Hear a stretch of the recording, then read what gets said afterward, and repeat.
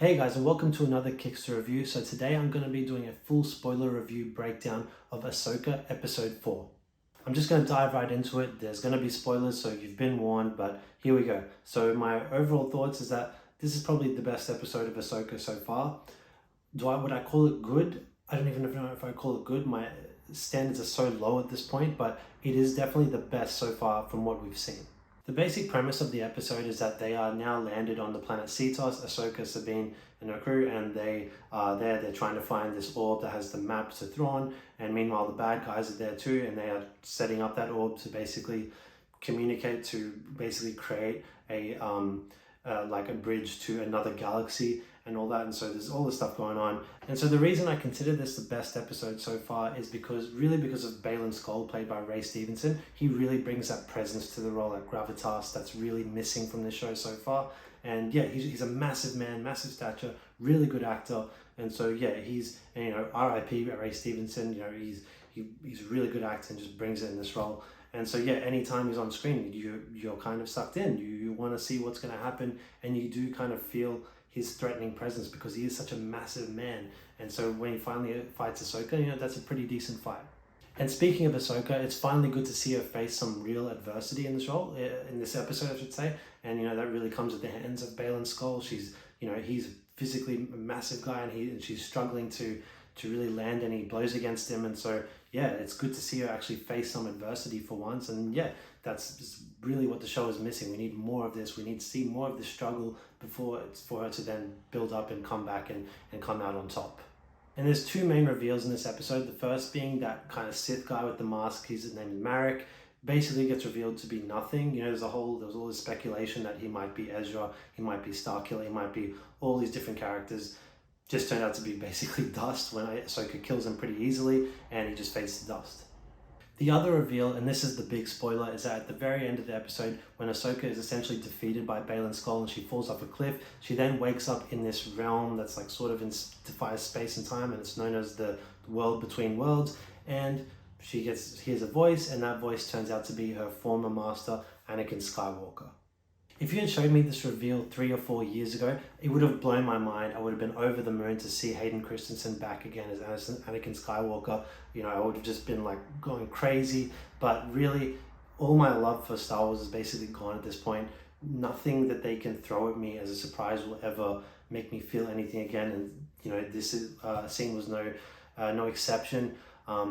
Still in isolation, it's great to see Hayden Christensen as Anakin Skywalker, but felt nothing from it. And to me, it's just one of those cheap Easter eggs, those jangling keys that Lucasfilm loves to keep doing with these Star Wars products, and they just don't land anymore. They're just not worth anything.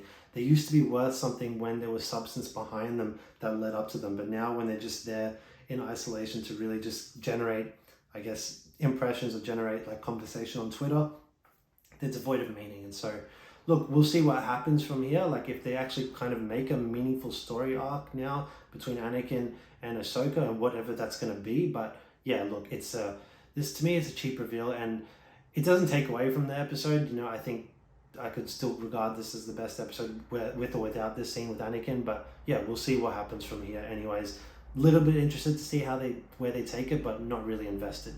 With all that said, this episode still has issues, and to me the main issue is Sabine. And namely her fight with the other Sith Lord, I can't remember her name, but yeah, or Shin, I think her name is. And so yeah, they're having a lightsaber duel again. First time this happened, Shin stabbed her with the lightsaber that Sabine magically recovered from. But now they're fighting again on this forest planet, and still, this makes no sense because Sabine is not a Jedi. She knows how to fight with the lightsaber, but she doesn't have any force powers, and she's going up against a force user and a formidable duelist in terms of with a lightsaber. And so this battle should not occur. It's the same issue with the battle between Finn and Kylo Ren in The Force Awakens, where you have a force user against a non-force user. This should be over in a second. You force choke and that's it. Sabine is powerless to resist that. She can't fight back against a force choke. The reason, you know, you could say, why don't all Jedis just try to do that to each other? The reason we didn't see those in previous fights is because we just assume that they negate each other with force using. So instead, okay, let's settle it with lightsabers. But this doesn't make sense in this scenario. The Sith Lord Shin should just be killing Sabine in an instant without even swinging a lightsaber. And so that whole duel just makes no sense.